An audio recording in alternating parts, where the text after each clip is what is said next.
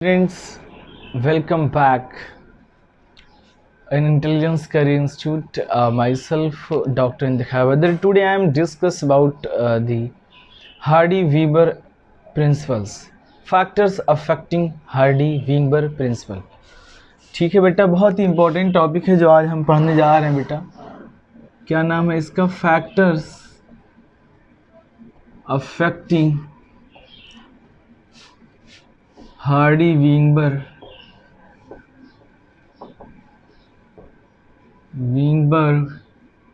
Principal.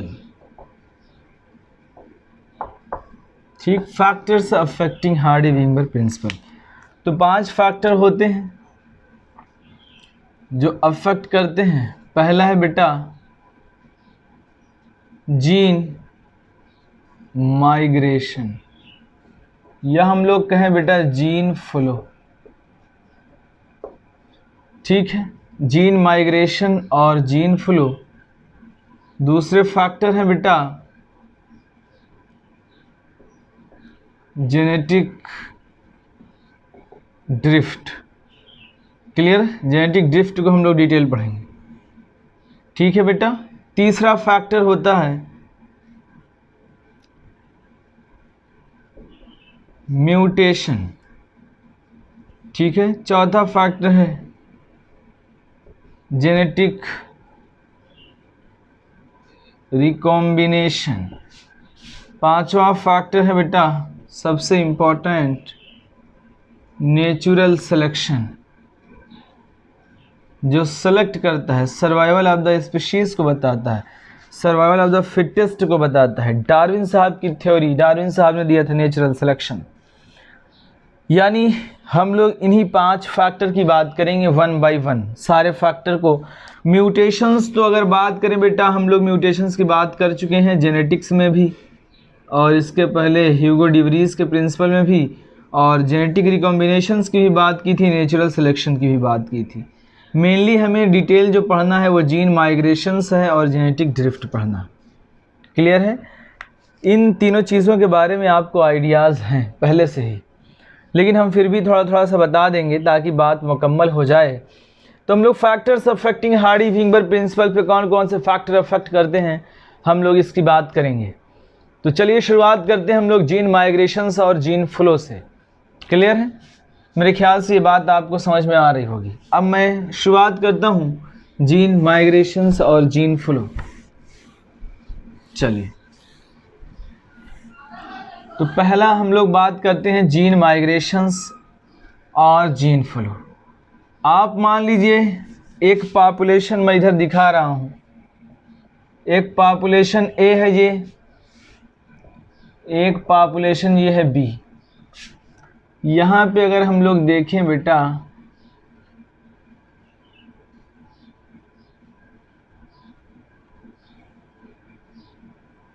ये fleas हैं. क्या है ये?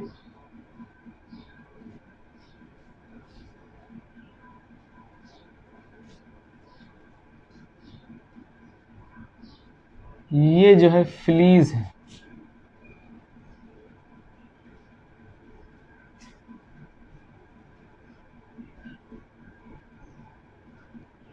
ये जो है फ्लीज है. इसमें से वाइट फ्लीज भी हैं, देखते रहिएगा. ये क्या है बेटा? ब्लैक. ये भी क्या है? ब्लैक. इसमें 2 फ्लीज हैं, वाइट फ्लीज हैं और ब्लैक फ्लीज हैं. ज़्यादा कौन है बेटा? वाइट वाला. पॉपुलेशन बी से माइग्रेशंस हो गया बेटा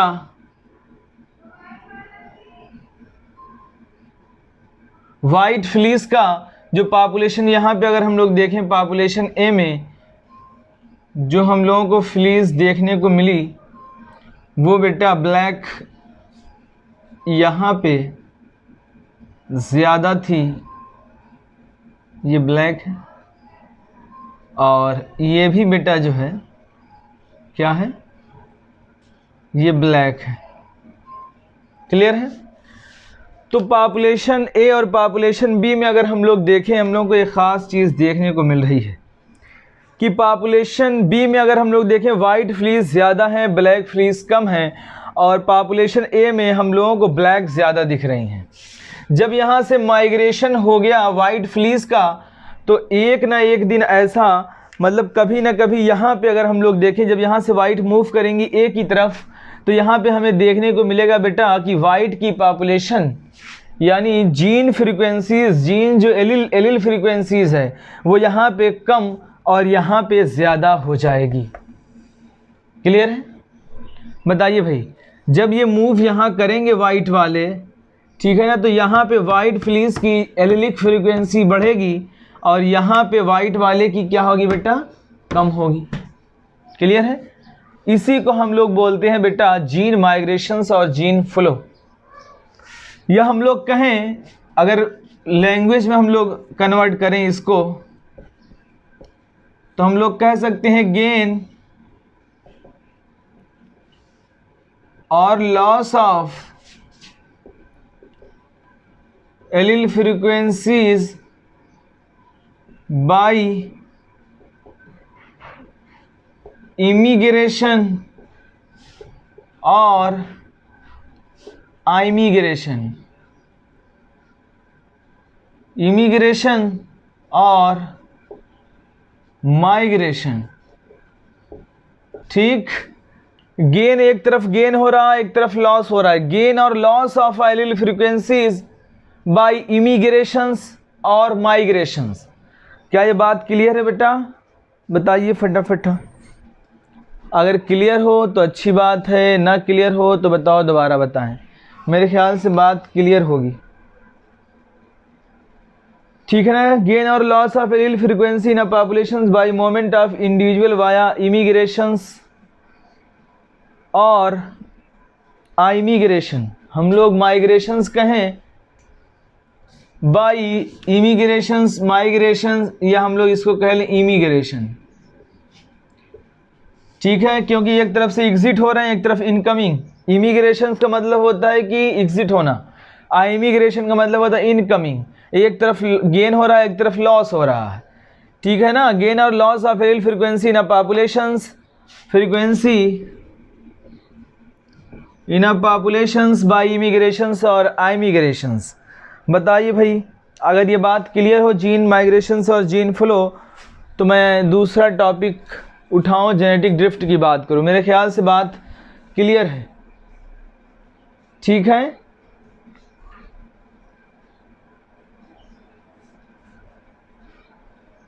चलिए अब हम लोग बात करते हैं बेटा, अगला टॉपिक हमारा था जीन माइग्रेशन और जीन फ्लो के बाद बॉटल नेक इफेक्ट। ठीक है, बॉटल नेक इफेक्ट कर रहा हूँ, जीन जेनेटिक ड्रिफ्ट। क्लियर है? अब हम लोग बात करते हैं जेनेटिक ड्रिफ्ट की।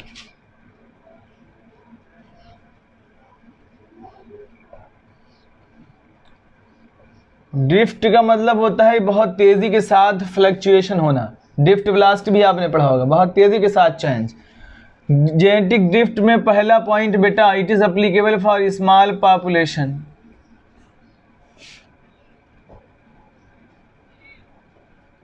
ठीक है, स्मॉल पॉपुलेशंस के लिए एप्लीकेबल होगी। ठीक है? ठीक है बेटा, स्मॉल पॉपुलेशन हम लोग ये कहें changes in gene pool of a population due to chance. Clear? मतलब जीन पूल में, पॉपुलेशन की जीन पूल में चेंज हो चांस की वजह से, by a chance. It is applicable for, या हम लोग कहें changes in gene pool of a small population. Small लिखें तो ज़्यादा सही है, क्योंकि स्मॉल पॉपुलेशन होगी तभी हम लोगों को जो है दिखेगा। Due to chance is called genetic drift. अब हम लोग बात करते हैं जेनेटिक ड्रिफ्ट में बेटा दो चीज़ों की, दो इफेक्ट पढ़ेंगे हम लोग। एक हम लोग पढ़ेंगे बॉटल नेक इफेक्ट, दूसरा फाउंडर इफेक्ट। एक हमारी एनसीईआरटी में दिया है, दूसरा नहीं दिया है, तो हम लोग दोनों की बात करेंगे, समझेंगे इसको। क्लियर है? मैं इसको रफ कर दे रहा हूं। चलिए देखिए, अब हम लोग बात करते हैं बेटा बॉटल नेक इफेक्ट की। ठीक है, ये देखिए आप,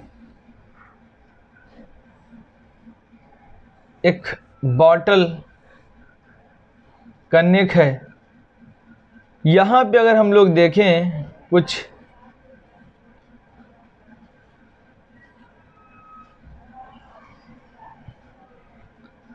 small size and large size के पार्टिकल हैं, ठीक। और इस नेक से समझिएगा, इस नेक से जो लार्ज पार्टिकल हैं, ठीक है, आप कंचा समझिए, जो कंचा आप खेलते होंगे, ठीक है। अगर हम लोग यहां से देखें बेटा, इस नेक से एक स्मॉल साइज के ही पार्टिकल निकल पाएंगे, ठीक है। जो लार्ज साइज के पार्टिकल आपको दिख रहे हैं वो नहीं निकल पाएंगे, यानी ये स्मॉल साइज के पार्टिकल जो है इस नेक से निकल पाए, ठीक है।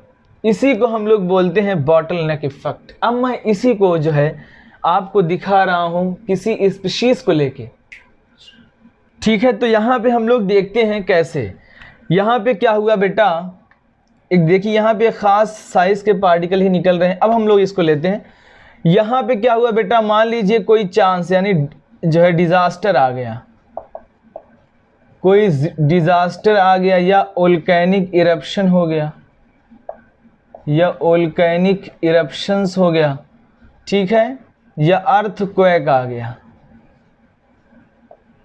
ठीक।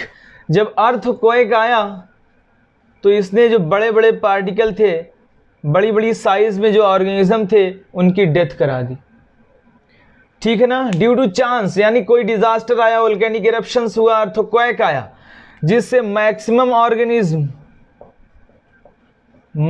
ऑर्गेनिज्म की क्या हो गई बेटा, डेथ।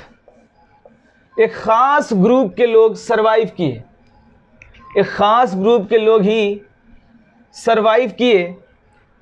जब ये सरवाइव किए तो जाहिर सी बात है पहले की जो हमारी बाढ़ डाइवर्सिटी थी और तब में बहुत फर्क आ जाएगा, क्योंकि बहुत सारी जो है बाढ़ डाइवर्सिटी हमारी मारी गई। एक स्मॉल वेरिएशन, स्मॉल साइज के ऑर्गेनिज्म ही आगे सरवाइव करेंगे, बात समझ रहे हैं। तो इसी को हम लोग बोलते हैं बेटा बॉटल नेक इफेक्ट। जैसे पहले मैंने आपको समझाया कि एक स्मॉल साइज के पार्टिकल ही इसमें क्रॉस कर पाएंगे, तो ताकि ये बात समझ में आए। दूसरी चीज़ मैंने इसको अप्लीकेबल किया इससे कि मान लीजिए डिजास्टर आ गया, वोल्केनिक इरप्शंस हो गया, अर्थक्वेक आ गया, तो बहुत सारी जो है बाढ़ डाइवर्सिटीज़ जो होती हैं उसमें मारी जाती हैं, सरवाइव नहीं कर पाती हैं। तो ये ख़ास ग्रुप के लोग स्मॉल पॉपुलेशन जो है सरवाइव की, ठीक है, स्मॉल पॉपुलेशन ही सरवाइव की। यानी अगर हम लोग लैंग्वेज में तब्दील करें तो हम लोग कहें reduction of allele frequency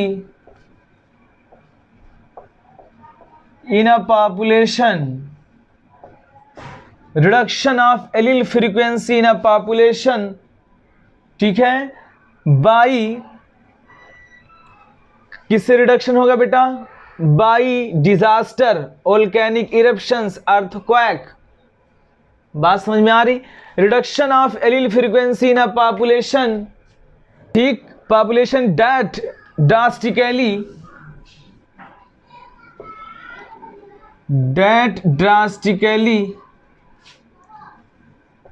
reduces the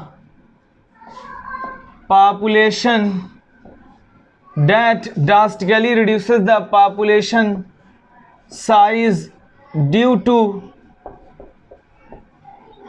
volcanic eruption,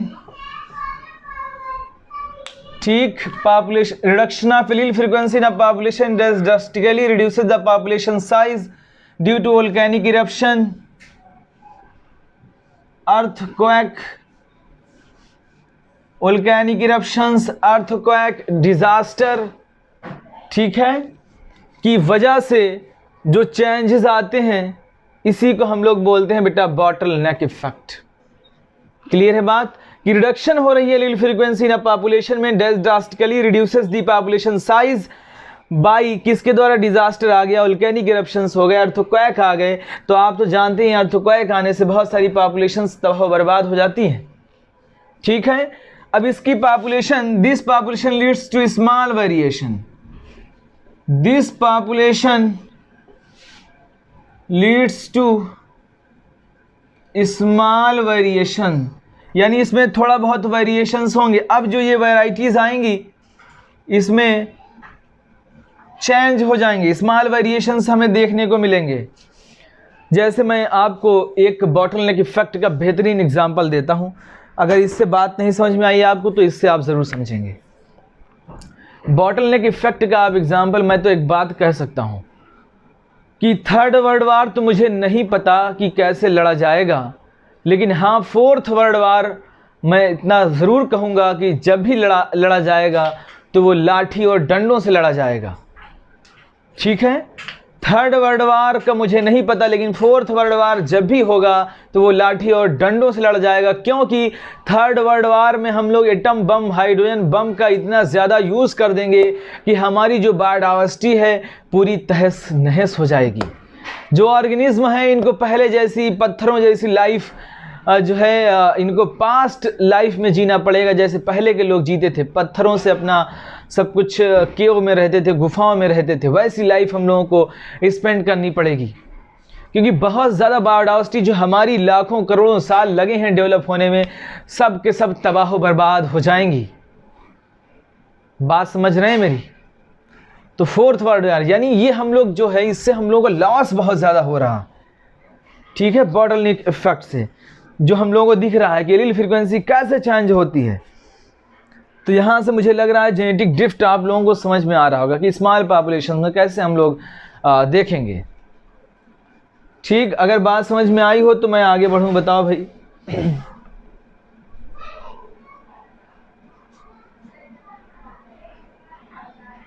चलिए अब हम लोग जो है,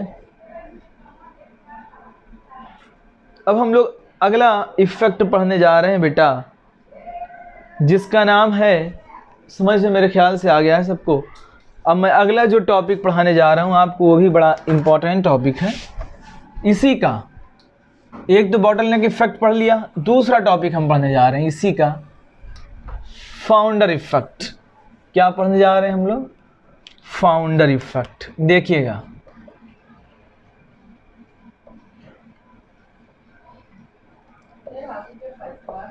अब देखिए फाउंडर इफेक्ट में हम लोग बहुत ख़ास चीज़ देखने को मिलेगी हम लोग। ये देखिए, मान लीजिए आप यहाँ पे जो है एक पॉपुलेशन हम दिखा रहे हैं यहाँ पे कि इसके अंदर इस तरीके की पॉपुलेशन थी।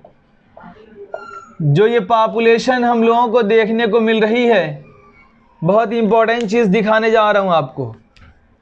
ये मान लीजिए ये ब्लैक पॉपुलेशन, क्योंकि मेरे पास रेड मार्कर नहीं, ब्लू मार्कर नहीं है, तो मैं इसको ब्लैक और वाइट में ही दिखाऊंगा आपको। ये मान लीजिए ये पॉपुलेशन जो मैं आपको यहाँ पे शो कर रहा हूँ, कुछ पॉपुलेशंस यहाँ पे हम लोगों को दिख रही हैं ब्लैक। ये क्या है बेटा? ब्लैक पॉपुलेशन है, और ये जो है वाइट पॉपुलेशन है। क्या है? वाइट पॉपुलेशन है।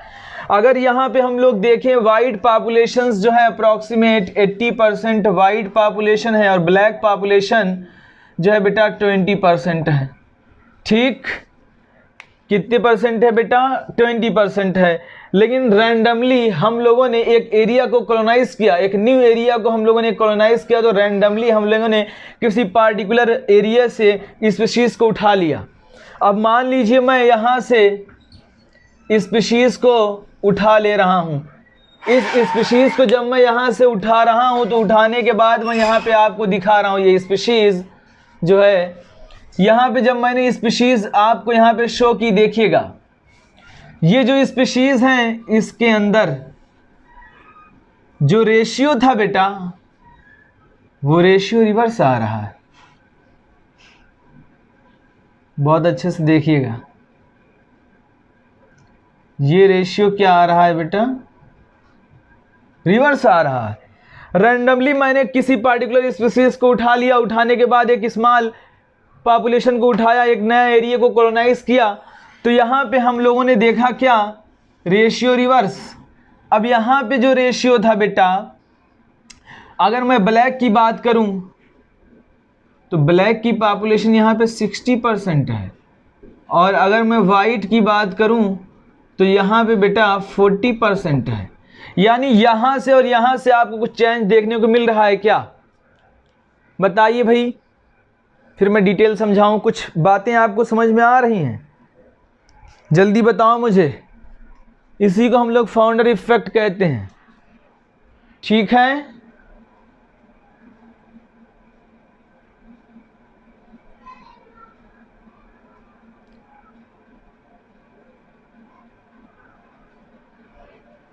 मेरे ख्याल से बात समझ में आ रही है,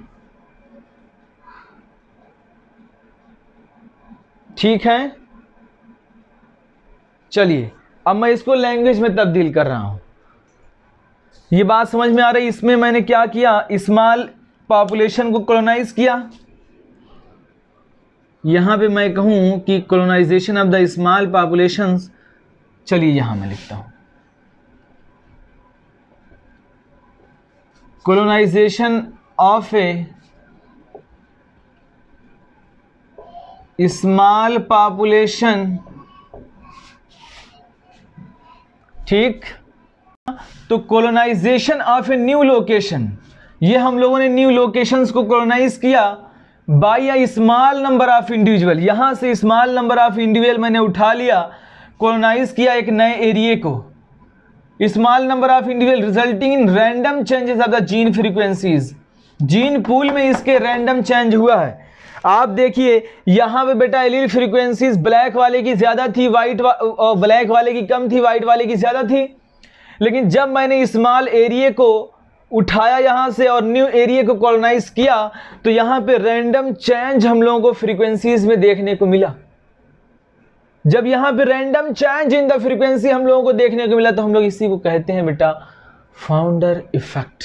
क्या कहते हैं, फाउंडर इफेक्ट। यानी अगर मैं ये कहूं कि founder population have changes in allele frequency from previous population,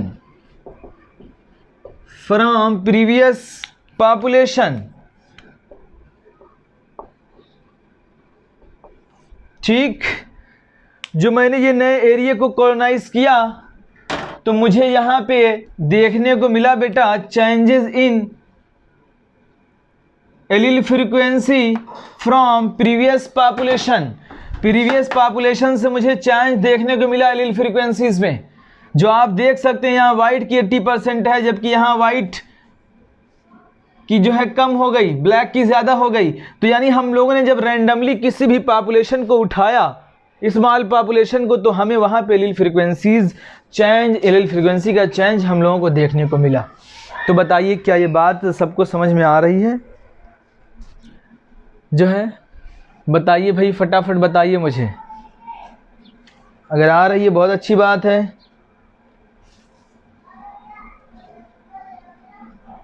ठीक है ना। फाउंडर ग्रुप में अलग फ्रीक्वेंसीज देखने को मिल रही है, एलील फ्रीक्वेंसी चेंज हो गई यहाँ पे प्रीवियस पॉपुलेशन से, ठीक।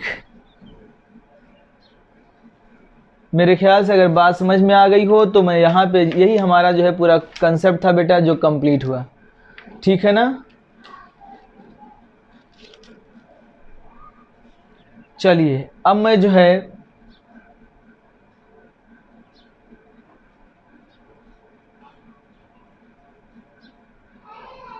अब मैं म्यूटेशंस की बात करता हूँ। मेरे ख्याल से बात पूरी समझ में आ गई होगी, ये बहुत इंपॉर्टेंट है बेटा, इसको पढ़िएगा ज़रूर। अब मैं आप लोगों को जो है म्यूटेशंस की बात बताता हूँ। म्यूटेशंस जो आपने पहले भी पढ़ रखा है, और तीसरे पॉइंट पे हम लोग आते हैं जिसका नाम है म्यूटेशंस। क्या नाम है बेटा, म्यूटेशन।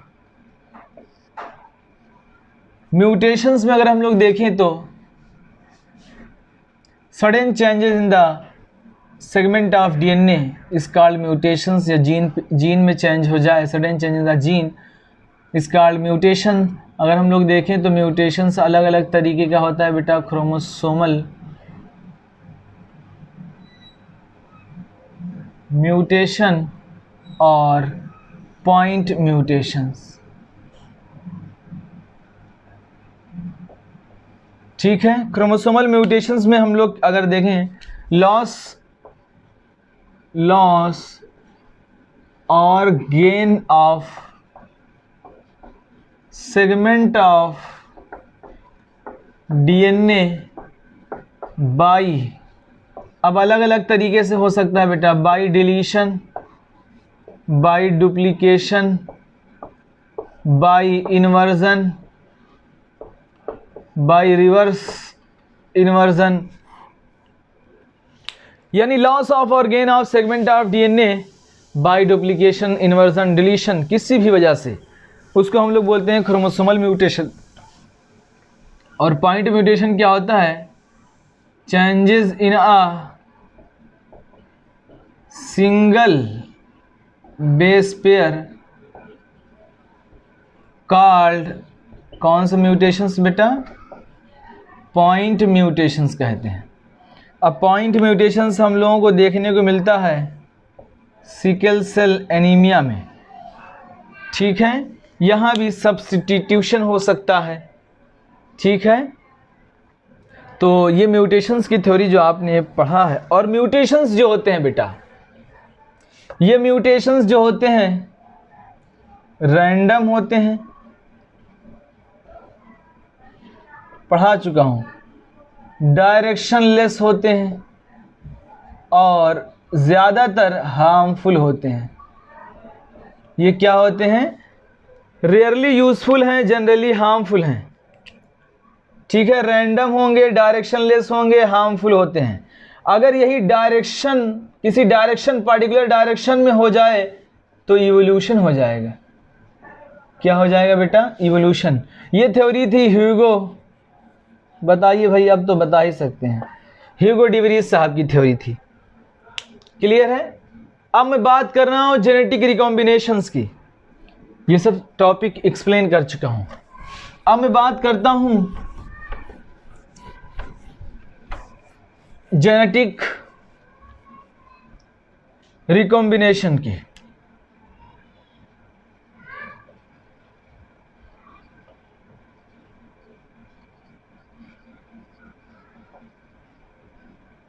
जेनेटिक रिकॉम्बिनेशंस, अगर हम लोग जेनेटिक रिकॉम्बिनेशंस में बात करें बेटा, ये क्रोमोसोम है और ये भी क्रोमोसोम है, पैकिटीन स्टेज है। इसके अंदर बाद में जब क्रॉसिंग ओवर हुई आपस में, ठीक, फिर इसके अंदर हम लोगों को देखने को मिला कुछ कैरेक्टर,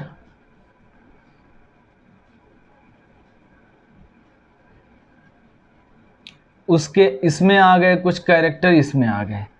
तो ये जो कैरेक्टर ट्रांसफर हो रहे हैं बेटा, ये मियोसिस फर्स्ट के प्रोफेस की स्टेज होती है। प्रोफेस में भी पैकिटीन में क्रॉसिंग ओवर होती है, एंजाइम यही यूज़ होता है, रिकॉम्बिनेज। यही रिकॉम्बिनेज एंजाइम इवोल्यूशन के लिए रिस्पॉन्सिबल होता है। यानी अगर यही चीज़ें किसी भी ऑर्गेनिज्म के अंदर नहीं होंगी तो उसके अंदर इवोल्यूशन नहीं होगा। जिसके अंदर ये प्रोसेस होगी उसके अंदर इवोल्यूशन होगा। ठीक है, तो यानी ये जो क्रॉसिंग ओवर हो रही है, ठीक है, ये होती है पैकिटीन स्टेज में और यही लीड्स टू वेरिएशंस कराते हैं। क्लियर? अब मैं बात करता हूँ नेचुरल सिलेक्शन की। किसकी बात कर रहा हूँ बेटा? नेचुरल सिलेक्शन की। नेचुरल सिलेक्शन देखिए, लास्ट पढ़ाऊंगा नहीं डिटेल क्योंकि पढ़ा चुका हूँ। Natural selection. अगर नेचुरल सिलेक्शन की बात करें बेटा तो डार्विन साहब ने यही बताया था, लिखूंगा नहीं ऐसे ही बताऊंगा, बहुत हो गया, इतना तो पता होना चाहिए ना। अब नेचुरल सिलेक्शंस डार्विन साहब ने दिया था सर्वाइवल ऑफ द फिटेस्ट की theory. Survival of the fittest यानी वही लोग सर्वाइव करेंगे जो नेचर के साथ, ज़माने के साथ साथ अपने आप को चेंज कर लें। जो रिप्रोडक्टिव फिट हैं उन्होंने मेनली रिप्रोडक्शन को लिया था, जो लार्ज नंबर ऑफ प्रोजेनी को जन्म देती है उसी को, और जो इन्वायरमेंटल कंडीशन के साथ सर्वाइव कर जाए उसी को नेचर सेलेक्ट करता है। हमेशा नेचर सुपीरियर स्पीसीज़ को सेलेक्ट करता है, इन्फीरियर को नेचर कभी नहीं सेलेक्ट करता है। हमेशा नेचर जो है अच्छी चीज़ों को यानी सुपीरियर स्पीसीज़ जो होती हैं उनको सेलेक्ट करता है, और इन्वायरमेंटल कंडीशन भी उसको फेवर में लग जाती है, उसको सपोर्ट करने में लग जाती है। ठीक है ना। तो natural selection theory given by survival of the fittest, natural selection theory दिया था डार्विन साहब ने। ठीक है ना। चलिए ये तो सारी चीज़ें हो गई। अब हम लोग थोड़ा सा ग्राफ की बात कर लेते हैं, लास्ट टॉपिक है। ठीक है ना। अगर हम लोग ग्राफ की बात करें तो कुछ इस तरह से समझिएगा।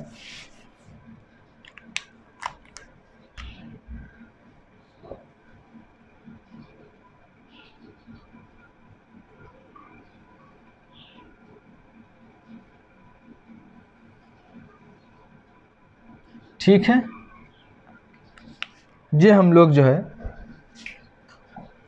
देखते हैं, हम लोग यहाँ पे देखते हैं बेटा, ये परसेंटेज ऑफ मार्क्स है, ये जो है नंबर ऑफ इंडिविजुअल है। ठीक है, समझिएगा।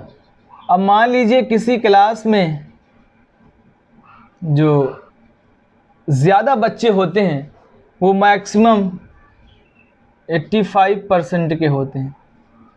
ठीक है, क्लियर है। और सबसे कम जो बच्चे होते हैं वो 75% के होते हैं, और इससे ज़्यादा जो होते हैं वो 95% के होते हैं। अब देखिए, अगर हम लोग इसी को लेके एक्सप्लेन करेंगे, परसेंटेज ऑफ मार्क्स हम लोग देखते हैं और नंबर ऑफ़ इंडिविजुअल। अगर परसेंटेज ऑफ मार्क्स हम लोग देखें बेटा तो 85% यानी मैक्सिमम जो बच्चे होंगे, मैक्सिमम स्टूडेंट वो होंगे बेटा 85%, और 95% पे हो सकता है। अगर मान लीजिए किसी भी स्कूल में 100 बच्चे हैं क्लास 10th में, तो उसमें कम से कम जो है आप मान के चलिए 70% बच्चों का मार्क्स जो है 85% होगा, और 10 to 15 बच्चों का मार्क्स जो होगा वो 95% होगा, और 10 to 15 बच्चों का मार्क्स जो है 75% होगा। जी हर जगह होता है, घोड़े गधे हर जगह पाए जाते हैं।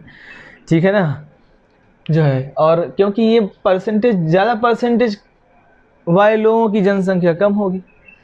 तो अब मान लीजिए गवर्नमेंट ने क्या किया, गवर्नमेंट ने ये कहा कि आपका एम्प्लॉयमेंट जो है, क्या बेटा, ये तो बात समझ गए होंगे, रफ कर दे रहा हूँ। आपका एम्प्लॉयमेंट, ये जो एम्प्लॉयमेंट है ये नेचुरल सिलेक्शन है, ये फोर्स है, एक्सटर्नल फोर्स है। नेचुरल सिलेक्शन से यही कराएगा कि कौन सेलेक्ट होगा, किसको नौकरी मिलेगी। ये एक्सटर्नल फोर्स यानी एम्प्लॉयमेंट ही आपको सेलेक्ट करेगा इस इन्वायरमेंट में।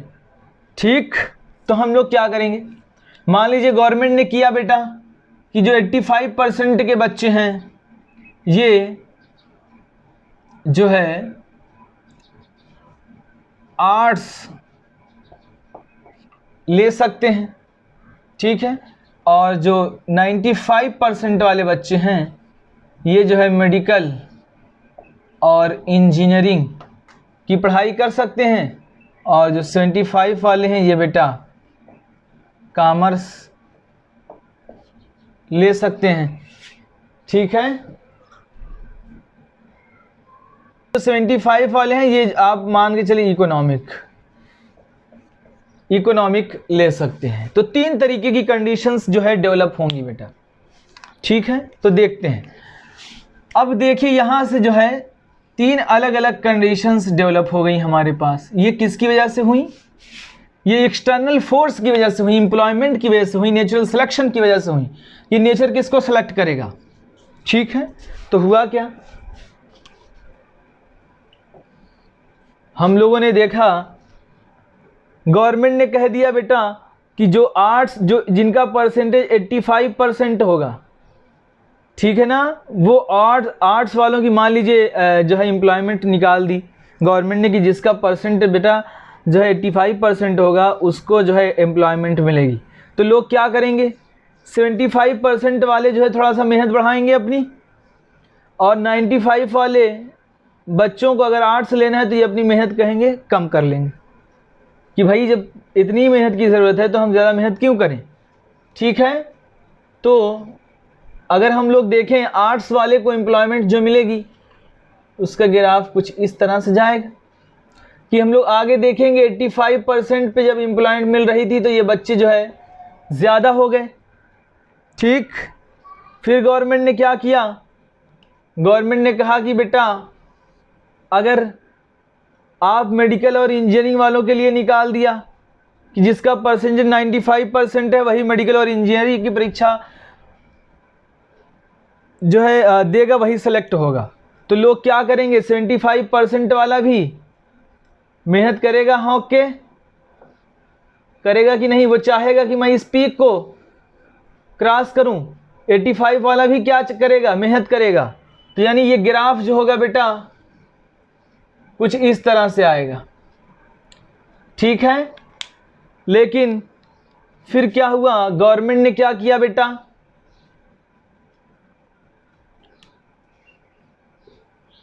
गवर्नमेंट ने किया जी इस वाले में बेटा गड़बड़ हो गया है, इसको मान लीजिए आप 75% वाला, 75% पे गवर्नमेंट ने निकाल दिया कि आपको जो है इकोनॉमिक जिन 75% अगर आप लाएंगे तो आपको इकोनॉमिक की मान लीजिए 30,000 नौकरियां गवर्नमेंट ने निकाल दी।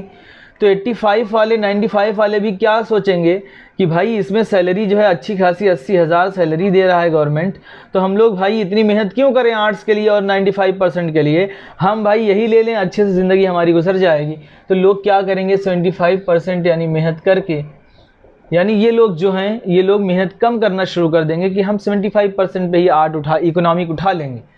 ठीक है ना, तो जो है इस तरीके से ग्राफ आएगा। लेकिन 85% पे क्या है कि जब 85% पे आएंगे तो ये वाला भी चाहेगा कि भाई, फिर गवर्नमेंट ने क्या किया, आर्ट्स के लिए नौकरी निकाल दी, किसके लिए कि अब जो है ना इकोनॉमिक के लिए ना मेडिकल के लिए इस साल जो है 70,000 रुपया आर्ट्स वालों को मिलेगा जो 85% लेके आएंगे, इनको नौकरी मिल जाएगी। तो 75 वाला क्या करेगा, थोड़ा सा बढ़ाएगा मेहनत, और 95 वाला भी क्या करेगा, मेहनत थोड़ा सा घटा देगा। तो यहाँ पे जो पीक हम लोगों को देखने को मिलेगा बेटा कुछ इस तरीके से होगा। ठीक, यानी हम लोग देखेंगे 2 डायरेक्शंस में मोमेंट होगा।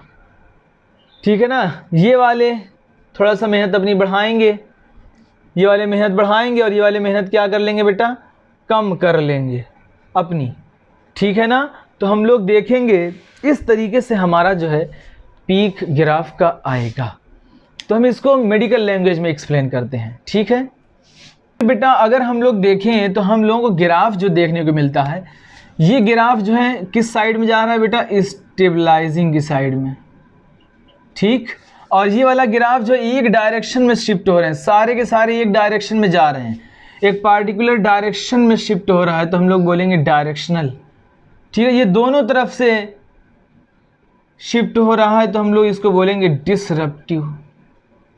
यानी एक स्पीशीज़ अगर हम लोग देखें, एक नेचुरल सिलेक्शन यानी एम्प्लॉयमेंट के चक्कर में पार्टिकुलर जो है डायरेक्शन में ग्राफ हमारा शिफ्ट होता है। ठीक है, नेचुरल सिलेक्शंस यानी जो एम्प्लॉयमेंट थी यहाँ पे वो नेचुरल सिलेक्शन का काम कर रही थी, यानी कोई ना कोई एक्सटर्नल फोर्स था जो पार्टिकुलर स्पीशीज़ को पार्टिकुलर डायरेक्शन में, पार्टिकुलर इन्वायरमेंट में स्टेबलाइज कर रहा था, पार्टिकुलर डायरेक्शन में मूव करा रहा था। ठीक है, समझ रहे हैं बात। तो इस तरीके से जो है ग्राफ आपका भी ख़त्म होता है। ठीक है बेटा, तो हम लोग कल जो है बात करेंगे brief history of the origin of plants, animals and different species. ठीक है, डिफरेंट एराज की बात करेंगे, रामापिथिकस जो है और हम लोग एस्ट्रोलोपिथिसीन्स, ठीक है, Dryopithecus, Ramapithecus, australopithecines, Homo habilis, Homo erectus, Neanderthal man, Cro Magnon man, modern man, की जो है बात करेंगे। और आज इतना ही। अभी हम आपको एक वीडियो ज़रूर थोड़ा सा सुनाएंगे कि नीट की जो है प्रिपरेशंस के लिए हम लोगों को क्या करना है अब, और कैसी एक हमारा टारगेट अब फिक्स हो जाना चाहिए, क्योंकि डेट फिक्स हो चुकी है और मैक्सिमम टॉपिक यहाँ से कवर किए जा रहे हैं। और मेरे ख़्याल से ये आपका 5वीं 6ठी बार जो है रिवीज़न चल रहा है। हमने फेब में जो है आपके कोर्स ख़त्म किए थे, उसके बाद से रिवीज़न भी 1 महीना कराया था और यहाँ से भी रिवीज़न पे रिवीज़न चल रहा है आपका। तो ये सबसे अच्छा मौका है आपको सेलेक्ट होने का। दूसरी चीज़ बेटा, मैं तो यही कहूँगा जो है कि मेहनत करते रहिए, मेहनत करते रहिए, वरना जो है क्योंकि कट ऑफ आप हाई लेके चलिए, 600 के प्लस लेके चलिए आप, 600 प्लस। अब आपको कैसे तैयारी करनी है ये आप डिसाइड करिए, क्योंकि कट ऑफ 600 से कम नहीं जाने वाली है। मैक्सिमम बच्चों को जो है टाइम मिल गया है, जिनकी फ़िज़िक्स स्ट्रांग नहीं थी वो फ़िज़िक्स बहुत अच्छे से स्ट्रांग कर सकते हैं, ठीक है ना। 2 महीने पेपर एक्सटेंड हो गया, मई में पहले होना था, अब 2 महीने लगभग एक्सटेंड हो गए हैं। तो ये बहुत बड़ी चीज़ है। 2 महीने में इंसान क्या 15 दिन में फ़िज़िक्स इधर से उधर कर सकता है, ठीक है ना। पूरा प्रिपरेशन का बहुत अच्छा समय मिल गया है उनको। तो आप लोग टारगेट हाई रखिए, ठीक है ना। मैं थोड़ा सा अभी एक वीडियो डालूँगा इस पर कि कैसे स्ट्रेटजी अब बनानी है आपको, ठीक है बेटा। लाइक करिए, कमेंट करिए, शेयर करिए, सब्सक्राइब करना ना भूलें, ठीक है। Thanks for watching.